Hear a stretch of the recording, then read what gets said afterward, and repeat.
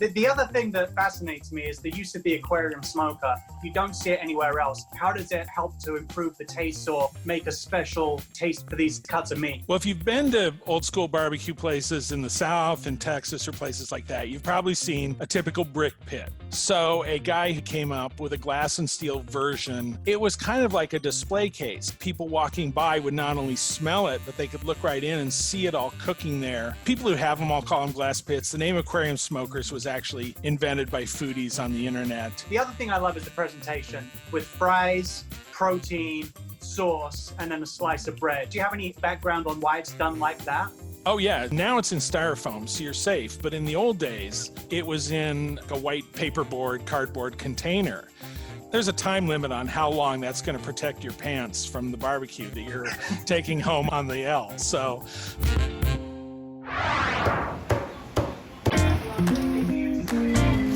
One of the things I love about Chicago-style barbecue is it's a generational thing, and Coleman's is no different. It was started by your dad and your uncle in 1976, George and Henry Coleman. They were from the South, Dearmont, Arkansas. They moved to Chicago, and they decided to go into barbecue.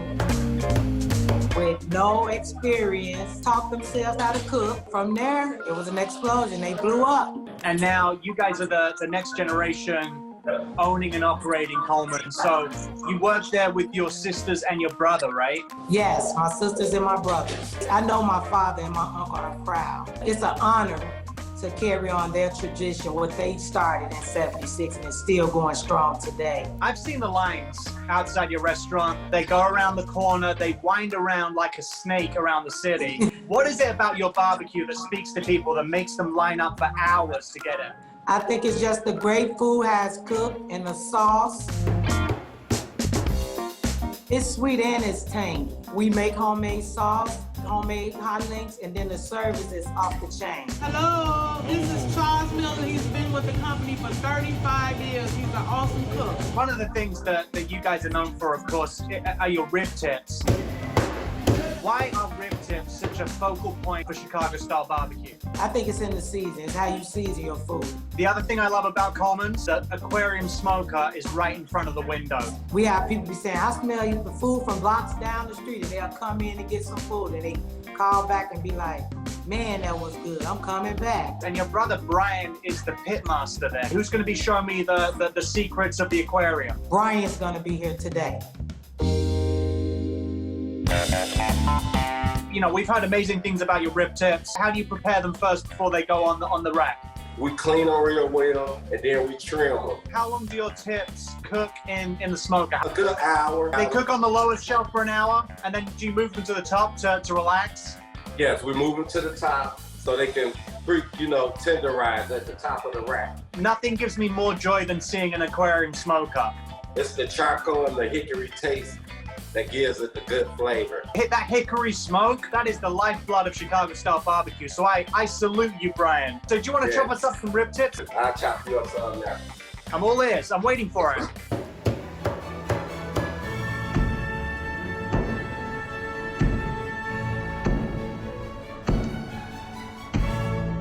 That is the drum beat to Chicago right there. That sound of rib tips being cut up. That sound is awesome. Oh my goodness. You're such a tease, my friend. Let me put a little of this good sauce on the top. You mean the Coleman's barbecue sauce? The Coleman's barbecue sauce. Who's there that's available to eat with me?